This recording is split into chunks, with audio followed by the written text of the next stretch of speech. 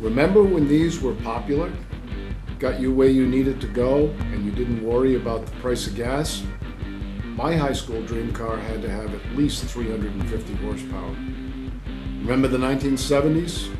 Fuel shortages, lines at the pumps, and gas rationing?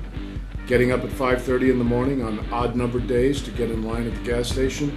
That forced us out of these and into these. We became more concerned about our environment.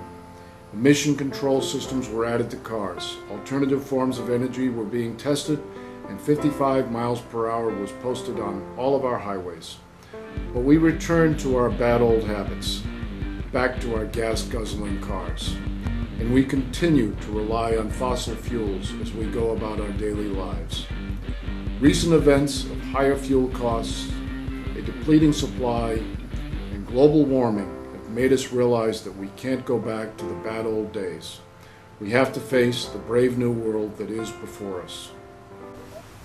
Hello, I'm Steve Smith of the Southeastern Regional Planning and Economic Development District, also known as SRPEDD.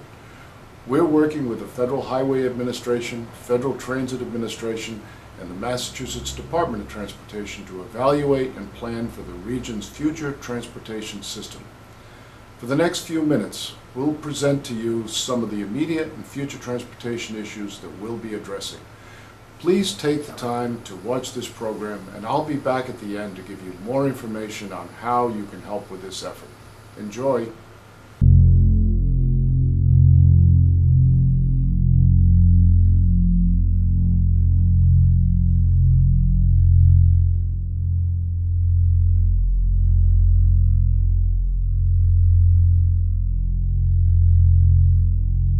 Southeastern Massachusetts is on the brink of an uncertain future with consequential changes to the environment, energy, and the economy. Global warming and the need to reduce greenhouse gas emissions are no longer predictions that we are in trouble. Trouble is already here. Flooding in the spring of 2010 closed Route 24, Route 140, and Route 44 in our region, causing a major traffic problem for thousands of motorists and stranding residents of a Freetown neighborhood. Since then, many have started to wonder, is this a consequence of climate change? Will this continue more often in our future?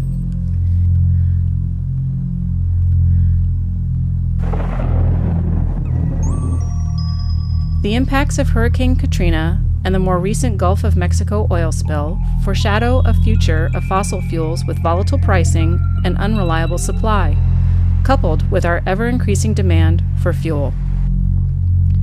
The reality of our future is likely to have limited and expensive fuel supplies to power our transportation system. Continuous use of fossil fuel contributes to an ever-growing problem of climate change. This reliance on fossil fuel also impacts how we maintain our infrastructure and our fragile economy.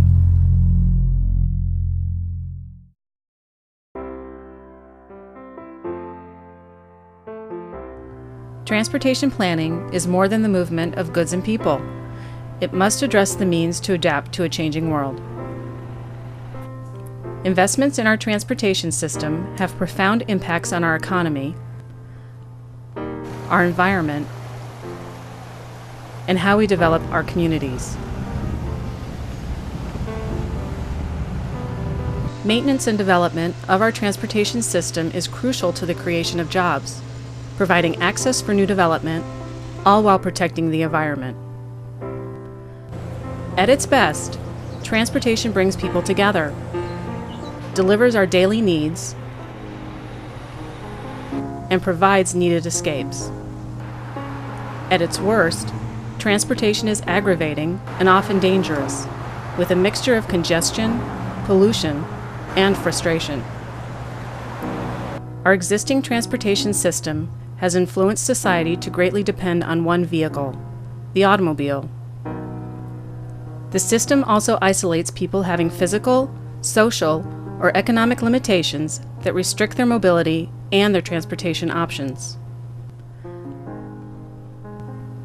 Our vision for the future should embrace livability, emphasizing walkable communities, less reliance on fossil fuels, and a safe transportation system supporting smart growth in our communities.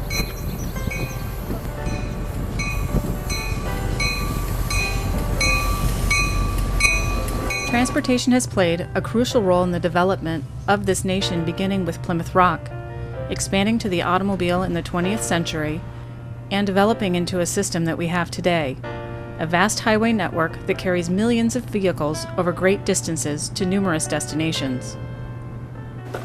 The Regional Transportation Plan is an evaluation of our system and how much it will cost to maintain the system in the future. The plan also outlines how change is needed to adapt to a sustainable future that addresses the needs of today without jeopardizing our ability to maintain it tomorrow. The plan outlines a comprehensive vision for the future of this region, supporting the integration of transportation with land use planning, investment, and development. It supports development that is pedestrian and transit friendly, with increased densities of housing and employment in priority development areas and around transit stations. It also supports priority protection areas to preserve farms and open space. The plan will guide us to a future system that has more transportation choices, improves safety and uncongested traffic along our roads, enhances the flow of goods and services by road, air,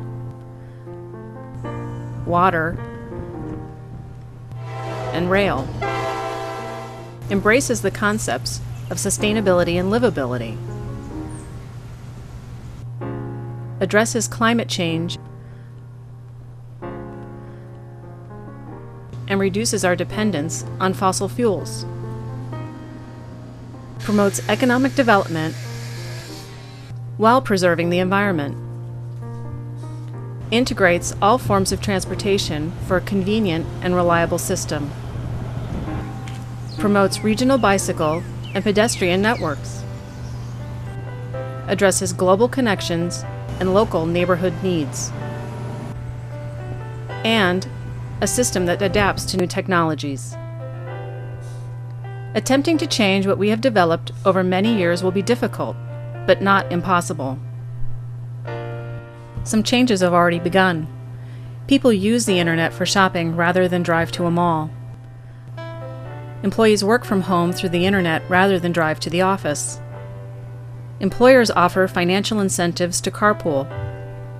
And cities and towns are changing their zoning laws to support future transportation-oriented development in anticipation of commuter rail.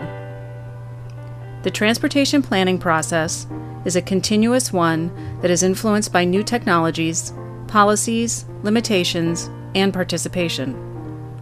This vision of the future is not static, but must be revisited and revised based upon analysis and public input.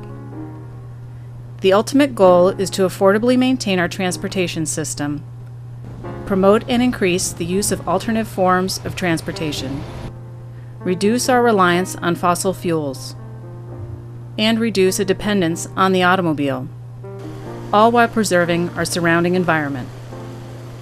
This nation's greatest investment is our transportation system.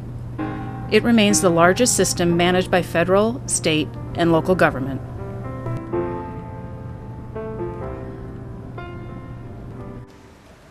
Thank you for spending the past few minutes with us. Now let me tell you how you can get more involved. In the coming months, SRPEDD will be holding a series of transportation open house meetings designed to allow you, the people who use this system, to give us your thoughts on how we might maintain and improve it. We need your help and we need your input. It won't cost you anything but your time. For more information about the transportation plan and about SRPEDD, please visit our website at the address at the bottom of your screen. The website will allow you to send your comments on our transportation problems and what our future needs are. As a society, we cannot continue to maintain this present system without change, and we cannot manage this change without your help. Please send us your comments. I'm Steve Smith, and thanks for watching.